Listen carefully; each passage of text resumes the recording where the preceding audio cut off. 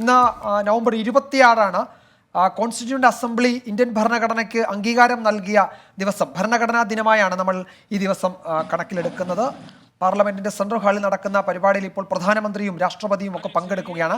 ആ ചടങ്ങിന്റെ തത്സമയ ദൃശ്യങ്ങളിലേക്ക്. हमारे लिए लेटर एंड स्पिरिट में संविधान के प्रति समर्पण, और जब हम इस संवैधानिक व्यवस्था से जनप्रतिनिधि के रूप में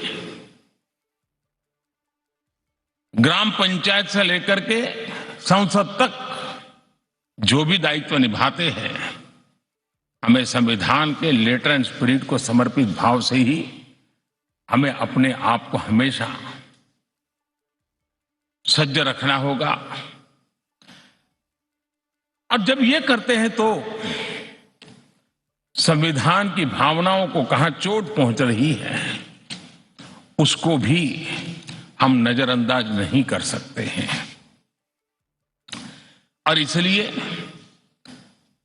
इस संविधान दिवस को हमें इसलिए भी मनाना चाहिए कि हम जो कुछ भी कर रहे हैं वो संविधान के प्रकाश में सही है कि गलत है,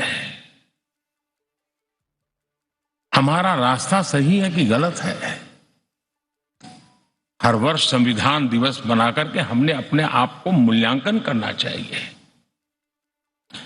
अच्छा होता देश आजाद होने के बाद 26 जनवरी प्रजासत्ताक पर्व की शुरुआत होने के बाद हमें 26 नवंबर को संविधान दिवस के रूप में देश में मनाने की परंपरा बनानी चाहिए थी, ताकि उसके कारण हमारी पीढ़ी दर पीढ़ी संविधान बना कैसे, कौन लोग थे इसको बनाते थे, किस परिस्थितियों में बना, क्यों बना, हमें संविधान कहां ले जाता है, कैसे ले जाता है, किसके लिए ले जाता है, इन सारी बातों की हर वर्ष अगर चर्चा होती है तो संविधान जिसको दुनिया ने एक जीवंत इकाई के रूप में माना है, एक सामाजिक दस्तावेज के रूप में माना है, विविधता भरे देश के लिए ये एक बहुत बड़ी ताकत के रूप में पीढ़ी दर पीढ़ी अवसर के रूप में काम आता। लेकिन कुछ लोग इसे चूक गए। लेकिन जब बाबा साहब आंबेडकर के 125वीं जयंती थी, हम सबको लगा कि इससे बड़ा पवित्र अवसर क्या हो सकता है कि बाबा साहब आंबेडकर ने इस देश को जो बहुत बड़ा नजराना दिया है उसको हम हमेशा हमेशा के लिए स्मृति ग्रंथ के रूप में याद करते रहें। और इसी में से, और मुझे याद है जब सदन में इस विषय पर मैं बोल रहा था 2015 में बाबा साहब आंबेडकर की 150वीं जयंती के निमित्त इस काम की घोषणा करते समय, तब भी विरोध आज नहीं हो रहा है, उस दिन भी हुआ था कि 26 नवंबर कहां से ले आए, क्यों कर रहे हो, क्या जरूरत थी।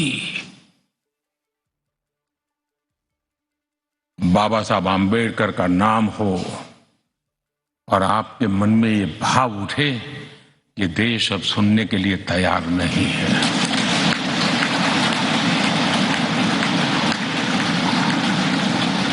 और आज अब भी बड़ा दिल रख करके खुले मन से बाबा साहब आंबेडकर जैसे मनीषियों ने देश को जो दिया है इसका पुण्य स्मरण करने की तैयारी ना होना, ये भी एक चिंता का विषय है। साथियों, भारत एक संवैधानिक लोकतांत्रिक परंपरा है। राजनीतिक दलों का अपना एक अहम महत्व है और राजनीतिक दल भी हमारी संविधान की भावनाओं को जन जन तक पहुंचाने का एक प्रमुख माध्यम है। लेकिन संविधान की भावना को भी चोट पहुंची है। संविधान के एक एक धारा को भी चोट पहुंची है। जब राजनीतिक दल अपने आप में अपना लोकतांत्रिक कैरेक्टर खो देते हैं। जो दल स्वयं लोकतांत्रिक कैरेक्टर खो चुके हो, वो लोकतंत्र की रक्षा कैसे कर सकते हैं?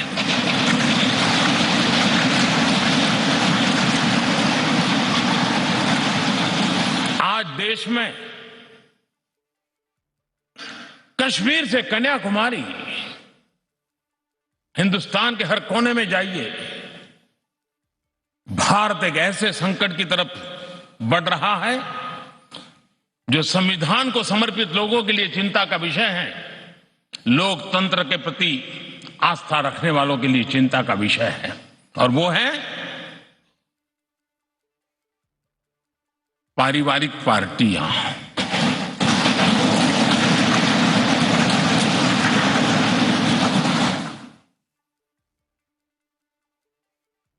राजनीतिक दल,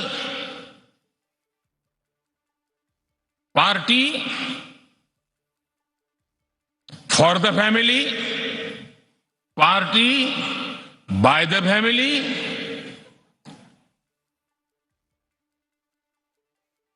अब आगे कहने की जरूरत मुझे नहीं लगती है।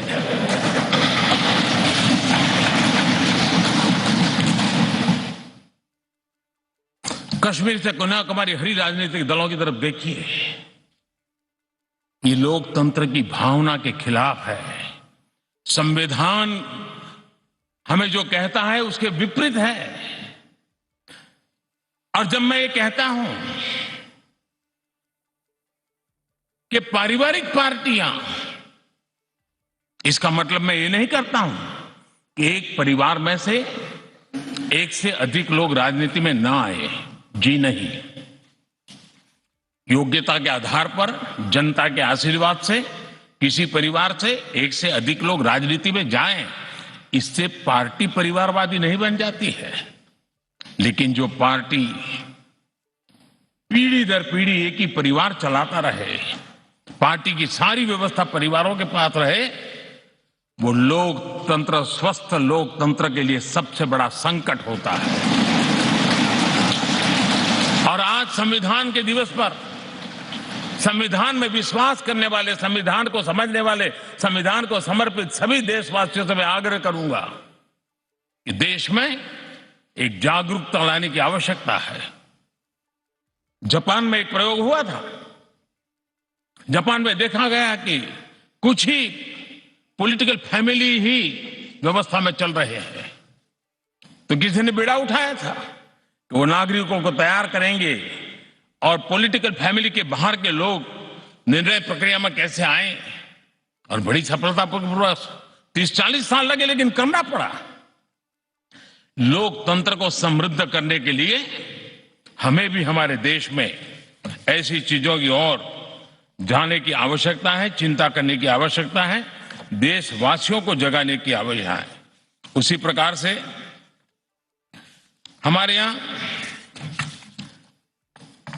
भ्रष्टाचार, क्या हमारा संविधान भ्रष्टाचार को अनुमति देता है? कानून है, नियम है, सब है, लेकिन चिंता तब होती है कि जब न्यायपालिका ने स्वयं ने किसी को अगर भ्रष्टाचार के लिए घोषित कर दिया हो,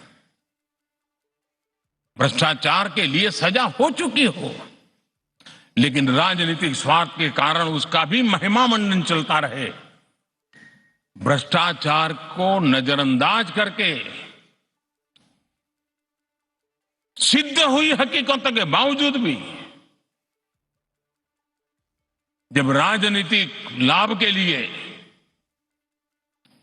सारी मर्यादाओं को तोड़कर, लोक लाज को तोड़ करके उनके साथ बैठना उठना शुरू हो जाता है, तो देश के नौजवान के मन में लगता है कि अगर इस प्रकार से राजनीति के क्षेत्र में नेतृत्व करने वाले लोग भ्रष्टाचार में डूबे हुए लोगों की प्राण प्रतिष्ठा कर रहे हैं, मतलब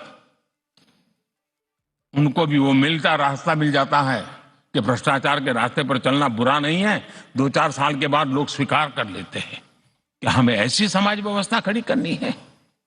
क्या समाज के अंदर हाँ, भ्रष्टाचार के कारण कोई अगर गुना सिद्ध हो चुका है तो उसको सुधरने के लिए मौका दिया जाए, लेकिन सार्वजनिक जीवन में प्रतिष्ठा देने की जो स्पर्धा चल पड़ी है, ये मैं समझता हूं अपने आप में नए लोगों को लूटने के रास्तों पर जाने के लिए मजबूर करती है, और इसलिए हमें इससे चिंतित होने की जरूरत है।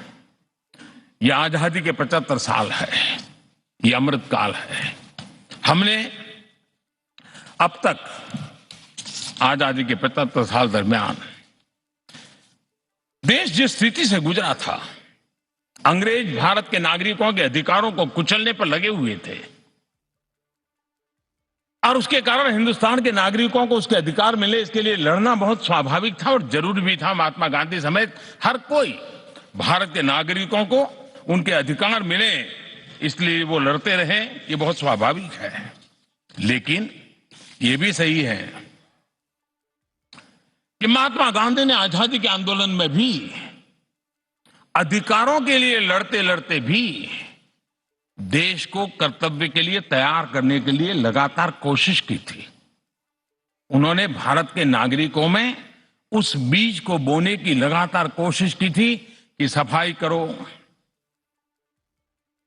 प्रौढ़ शिक्षा करो, नारी सम्मान करो, नारी गौरव करो, नारी को एम्पावर करो, खादी पहनो, स्वदेशी का विचार, आत्मनिर्भर भारत का विचार, कर्तव्यों की तरफ महात्मा गांधी लगातार देश को तैयार करते रहे। लेकिन आजादी के बाद